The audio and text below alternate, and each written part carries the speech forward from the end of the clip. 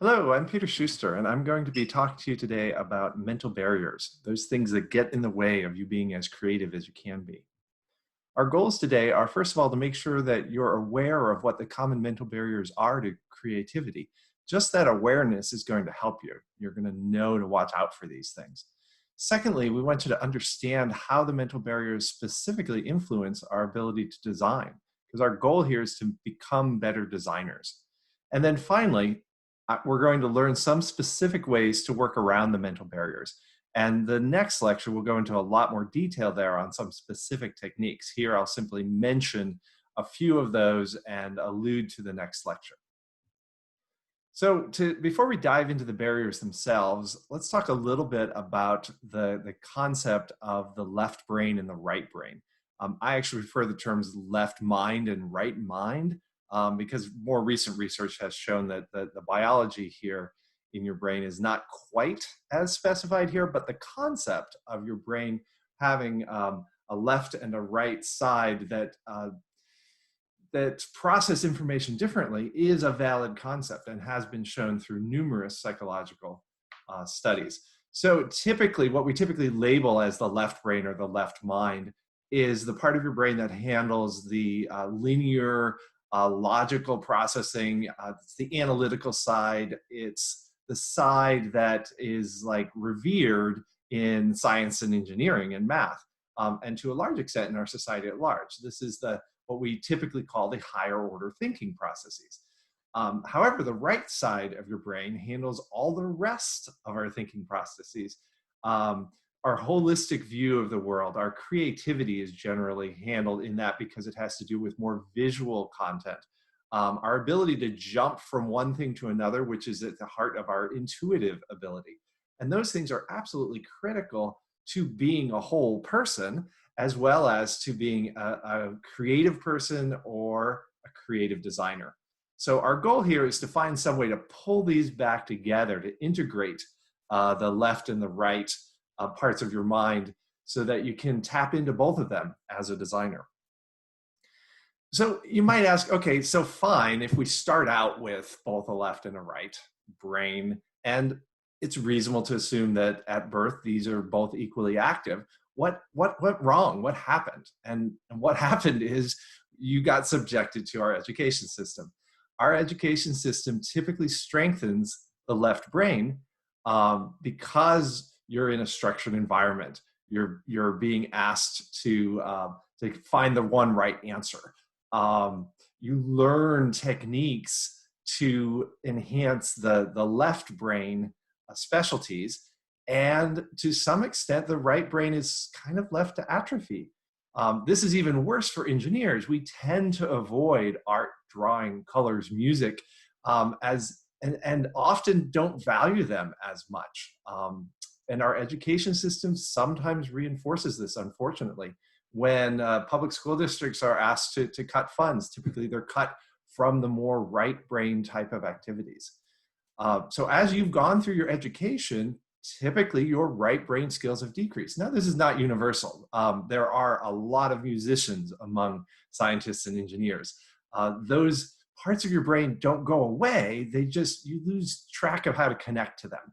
And so our goal here is really to make that connection again, to allow you to tap into your whole brain so that you can be much more effective as a designer, a creative designer. So this sort of begs the question, well, okay, so this has happened. Can you do anything about it? And the answer is a resounding yes. Everybody's creative abilities change over time. And we know that creative abilities improve with practice. Accomplished artists and musicians are, they practice all the time and their abilities improve as a result. We also know that creativity is a learned skill. You can be trained to become more creative. And we have some very specific proven techniques that can enhance creative output. They have various names: lateral thinking, visual thinking, ambidextrous thinking was the one that I was introduced to in grad school. And these are general techniques, but there are also very specific techniques that we can use in certain situations to enhance our creativity. I'm going to talk about both more the broader approaches you can take to improve your creative ability, but also some specific techniques. Most of the specifics will be in the next lecture show. So how can you be more creative? Let's talk generally. Well, surround yourself with a supportive environment. One of the reasons that creativity tends to atrophy is that we are sensitive to criticism, and we sometimes receive negative criticism early on about our creative ability. We've maybe lost some self-respect for our ability because you haven't practiced, say, doing hand sketching. You might be very critical of yourself. Well, you need to stop doing that. You need to respect your ability and recognize that maybe if it's not where you want it to be, you need to practice it a little bit more. And you'll get some experience to do that in this course. You want to build a culture of creativity. So acknowledging that creativity is important, that the whole brain thinking, the big picture view, intuition, those things matter, and they do make you better designers. They make you better engineers. Simply being aware of the things that get in the way, that's important, and that's what part of this lecture is about. Try to open yourself up to new ideas. Recognize that maybe the way that you're used to doing things is not the only way to do them. Now, it doesn't mean it's a bad way, but it doesn't mean it's the best way either. So just nurturing your openness to new ideas. Visual communications, again, that's a very specific thing that we can do, is practice our drawing skills. And when you do that, you're engaging a right brain activity that maybe you haven't connected with very often. Taking time to just sit back and imagine things. Creativity is truly about imaginations. Our imaginations are creative. You're thinking of things that don't exist. And if you just give yourself some time to do that, you will naturally begin to tap into your creativity more. Be willing to fail. And we talked about this earlier. Failure is a term that we use when something doesn't work out the way that we wanted it to. But in design, we put it in quotes. We joke about it a little bit because, quite frankly, if you designed something and it worked the first time, then you probably haven't tested it appropriately. Something always goes wrong, and you build on that and you make it better. So building yourself that resilience, recognize this is normal. Things are going to go wrong. Let's fix it and come back the next time. Use the proven techniques that we'll go through in the next lecture to enhance your creativity. And lastly, practice. Practice being creative, practice sketching, practice coming up with ideas, and so on. So let's talk about the mental barriers. What we mean by a mental barrier is a collection of misconceptions, misunderstandings, biases, mindsets, predispositions, assumptions, and emotions that prevent an individual from understanding, identifying, or comprehending a problem and solving it. So remember, what we're talking about is barriers that get in the way of you being more creative. Note here that it says Dr. Naku has identified it's understanding, identifying, or comprehending a problem and solving it. We often think about creativity just being the solution part, but a lot of these mental barriers affect your ability to really figure out what the problem is. And if you can't do that, you certainly can't solve that problem. So that is part of why we focus on defining a problem during this course. There are some common mental barriers, and I'm going to go through 14 of them. First 10 you're going to recognize from the reading assignment we gave, and then an additional 4 from Dr. Naku's book on design philosophy. So I'm going to go through each one of these in detail, well, somewhat detail. Each one gets a slide. So I'm not going to talk through them at this point, but just recognize I'll step through each one of these. We'll start out with the right answer.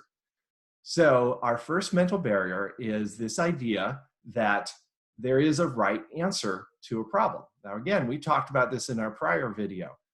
That's more of an analytical approach, and it is what our education system has focused on to a large extent, is what is the right answer to a problem. Those are not real-world problems. Real-world problems have many possible solutions, and those solutions don't necessarily, there's not a single solution to a particular problem. There's not a one answer out there. There are better and there are worse, but there's not a single answer. And whatever answer you end up implementing, your design, it's not going to be perfect either. You can always make it better. Now, these are some things that are they're kind of ego hurting, right? Oh my gosh, well, I'm going to make the perfect solution. No, you're not. You are not going to make the perfect solution because it doesn't exist. It cannot exist. So this is a mindset change. So just as a quick example of this one, sealing a bottle. There are a lot of ways that are in production, in use for sealing bottles. If you think there's a right answer, then which one of these is the right answer and why are the other ones wrong? They're not. They're just specific approaches that are used and they make sense in that application. They're a good fit. Are they perfect? No, we can make any one of these better. Is it worth doing? Probably not in most cases.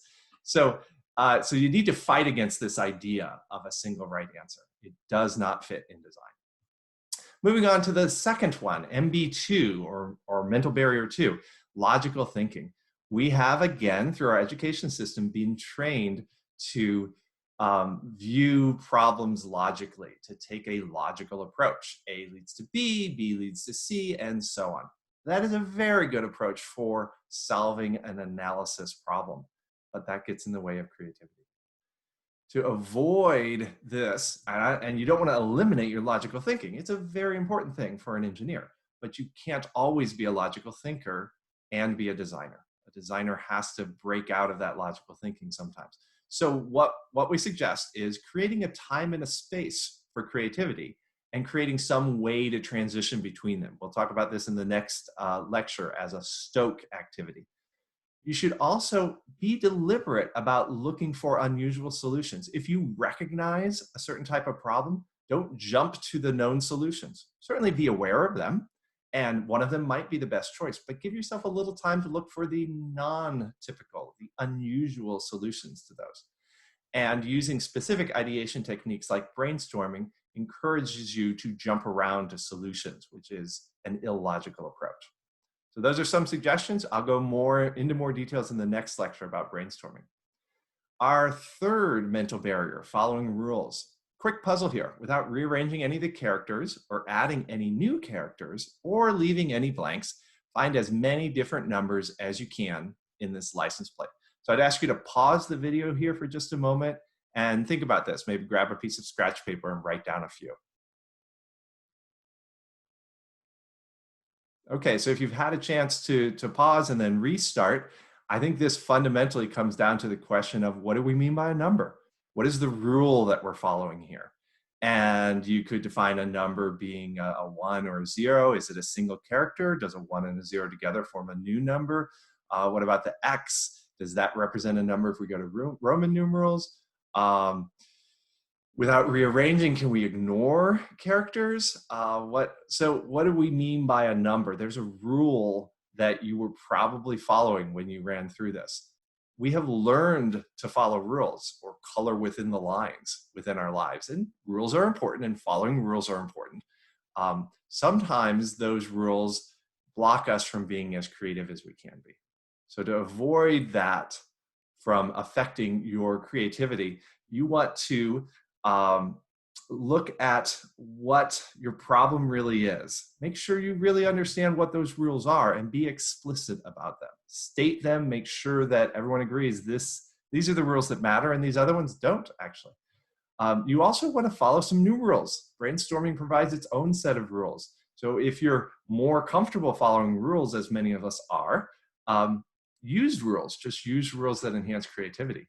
And then finally, use some ideation techniques that specifically address the rules. Challenge assumptions is one of those. It forces you to think about what assumptions have you made and what happens if you get rid of them. Let's talk about the fourth one then, practicality.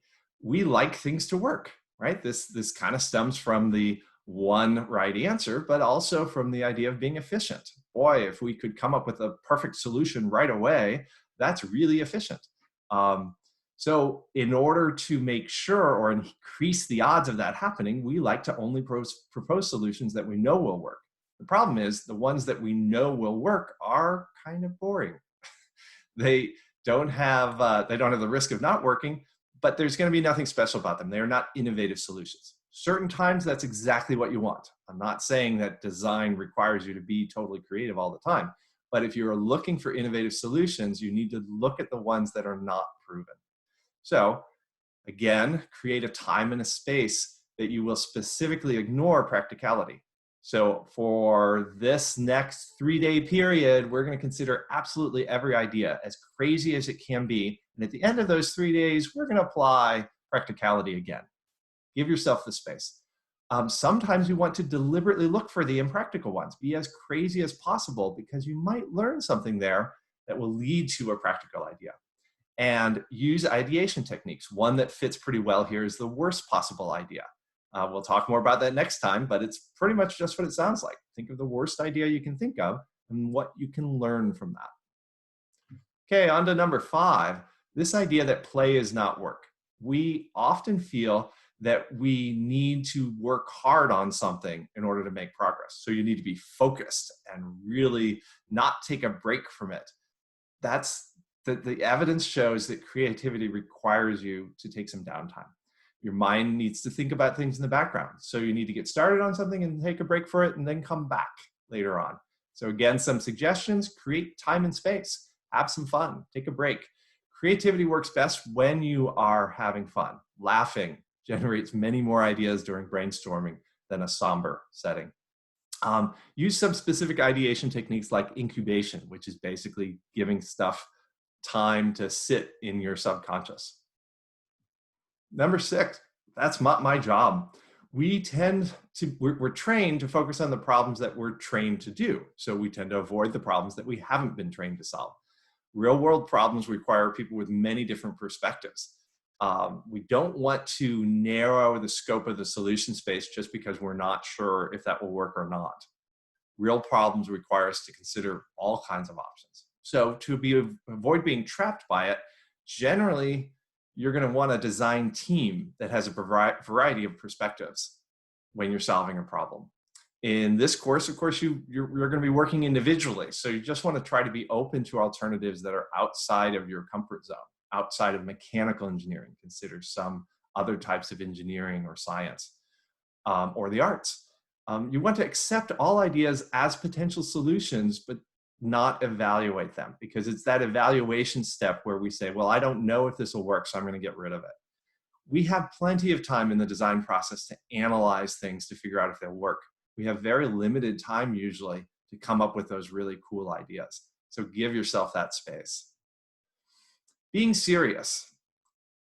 When you are being creative, that's going to feel a little bit different. You're going to come up with some strange ideas. And people who aren't used to that might look at you a little oddly. Are you okay with that?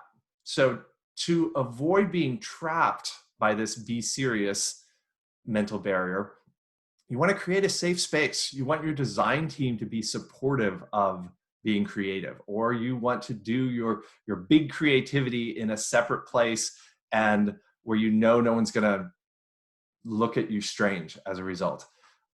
You can also pretend you're taking on a role. One of the things I love to do in brainstorming is be the one who shouts the craziest ideas. I make that's my goal because it's a role that I take on. People who know me well know I'm not really usually the crazy one in social situations, but I can take on that role during ideation. Brainstorming is a great technique for this because it strongly encourages crazy ideas. Mental barrier 8, design is ambiguous. When you're creating something new, the process is not highly structured. There is structure to it, but there are stages of the process that feel really messy. And that is true, and that can be uncomfortable for those of us who like our lives fairly structured, and a lot of engineers do. But you don't want to get trapped by that feeling of, I can't handle this ambiguity, or I'm uncomfortable with it, so I'm not going to spend much time here. So here are some suggestions. Follow a structured design process. That makes sure you're not going to forget something. And it makes sure that there's some time for the ambiguity to occur. You recognize that there's time, but you recognize it will finish. So like I said, 3 days, 5 days, whatever it is, you're going to allow things to be totally crazy during that period of time, but then you'll wrap it up at the end.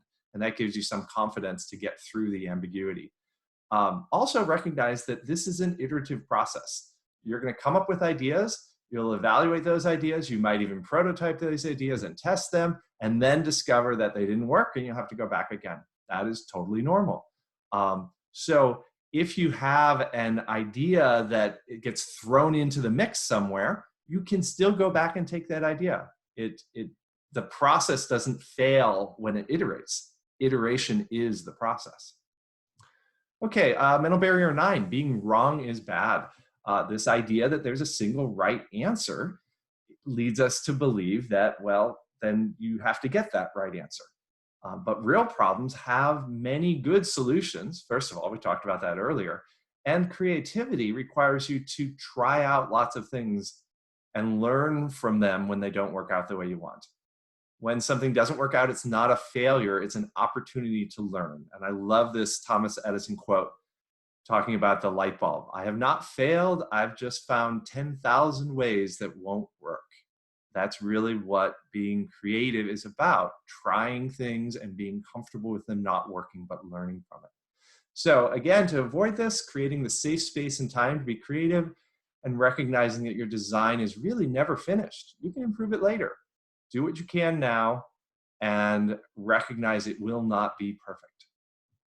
Mental barrier 10, I'm not creative. This belief that unless you are exceptionally creative, you have no creativity. We talked earlier about how our schooling system tends to suppress creativity because of this focus on right answers. You also might have gotten some negative feedback about being creative, and that has really weighed on your minds. I know I personally spent many years not sketching, and so when I tried to do sketching in my first design class, it was very frustrating. So my negative feedback was all internal, but it really made me feel not creative. But remember that the human brain is designed for creativity. It is our main survival skill. We don't have claws, we don't have big teeth. We are creative. We are meaning makers and idea makers. So we all have creativity in us. And recognize that you can build your creativity through practicing it, especially the typical creative processes like the arts. That we know that practice really helps there, and use the techniques that are out there. Kind of just to reiterate that, practice your creativity. That's going to build your skills and simultaneously build your confidence. It might be frustrating at first because you're used to being awesome at your engineering analysis, and now you're back to some earlier grade level at a creative pursuit. That's okay. You'll get there fast if you put the time in. Create the safe space for that practice and use the ideation techniques. You'll be, I think, amazed at how improved your results can be just by following some simple techniques. Last 4 we're getting into here. So information saturation. I'm going to talk a little bit about how your brain processes things. There's a lot of information, a lot of data that we take in all the time. So we cannot store all of that information. We can't even process it live. You think about the steady stream of all the data coming through visually, orally, the smells, the taste, everything.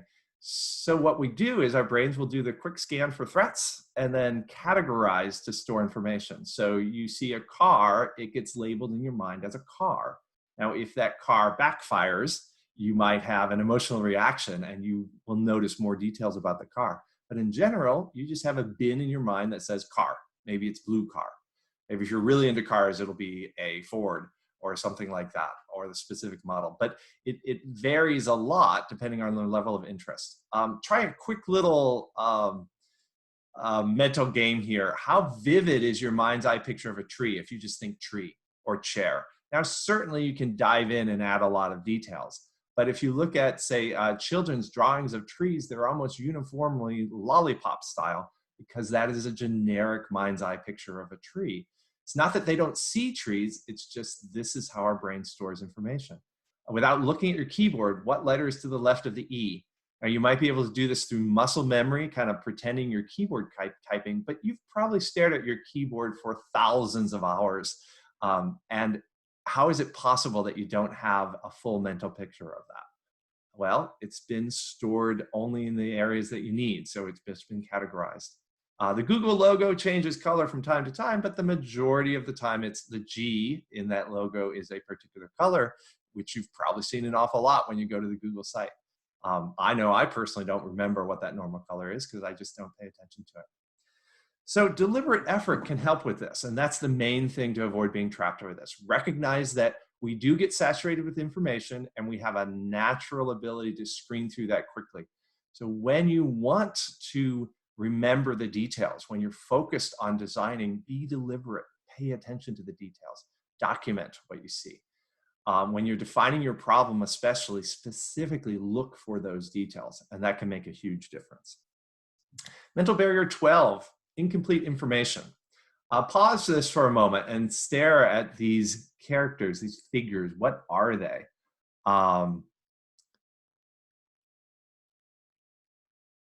So after you've had a chance to look at this, some of you have probably figured it out. This is also a recognition of negative space. What we're looking at here is the word think, but we're looking at the negative spaces of that word. Without the additional information of particularly a top and a bottom line here, we're only given partial information. So you might think that this is a collection of mechanical objects or shapes. It's a simple little trick puzzle, but it shows a common issue. When you have a limited amount of information provided, then you might come up with the wrong assumptions about the problem. So to address the incomplete information, this is totally normal. You can't ever know everything about a problem. But to avoid getting trapped by this, make sure you really understand the problem. Keep asking your customers, well, why do you do that? How do you feel about that when you're doing it? What do you think a solution is? But remember, they're going to only think of things that they know. They're not going to really propose the new innovative solution. That's for you to find. Then you want to research and define your problem carefully and make sure that you've checked your understanding of the problem with your customers. Stay connected with them. Mental barrier 13, idea fixation. We alluded to this in our prior video as well. We all have the tendency to fall in love with our first idea. Oh, it is awesome. Let's just go sort it out. Let's not worry about doing anything further. And that's great to be proud of your ideas. They are cool things. They can change people's lives. But you need to give all of your ideas a chance, not the first one. The first one you come up with might be your best idea. Statistically, it's not very likely. It's usually later ideas that are better, but it could happen. Give all of your ideas a chance. So write down every idea when it arrives. It doesn't matter when you find it in the design process, document that. We talk about having logbooks with us all the time to document ideas. And focus when you're trying to come up with ideas, focus on how many you can get, not which idea is the coolest or the best or whatever, because you're not evaluating them, so you don't know which one is the coolest or the best. Focus on how many ideas can I get. That's your challenge. Can I get to 1,000 ideas on this challenge? Yeah, you probably can if you put your mind to that. And know that you'll have plenty of time later to explore all of them. You can do that analysis and narrow down the ones. And we'll talk about decision processes that will help you separate that emotions from the idea itself. The final mental barrier is really a collection of mental barriers. It is fear. Fear is a major driver for us. You're afraid of making a mistake. You're afraid of failing, being embarrassed, not being accepted, losing credibility, being rejected, being different. You're afraid what people might think of you. These are all social related fears, and they have some validity. We've all survived adolescence, and most of the time, these things are very important in adolescence. They all get in the way of being a great designer. To avoid this, create that safe space, whether it's doing things individually and hiding your logbooks until you're comfortable, or finding a group of people who you can work with who really support the creativity. Those things can really help. And then use the ideation techniques. There are rules that get everyone on the same page. These are the rules we're following. Now you know, okay, if I'm going to say a crazy thing, it's not because I'm not a credible person. It's because the rule is be as crazy as you can. So these are some things we'll be practicing during the quarter. So just to kind of wrap this up, knowledge is power. You now are aware of these mental barriers. What we'd like you to do is, knowing them, be prepared to guard against them. Use the design process we discuss in this course to create some time for your creativity. Create the safe space and time and teams as you can for creative pursuits. Use the ideation techniques to overcome the barriers and practice, lots and lots of practice. We'll talk more in the next video about some specific techniques you can use to try to be more creative. Again, awareness is the key of this one. I'll talk to you next time.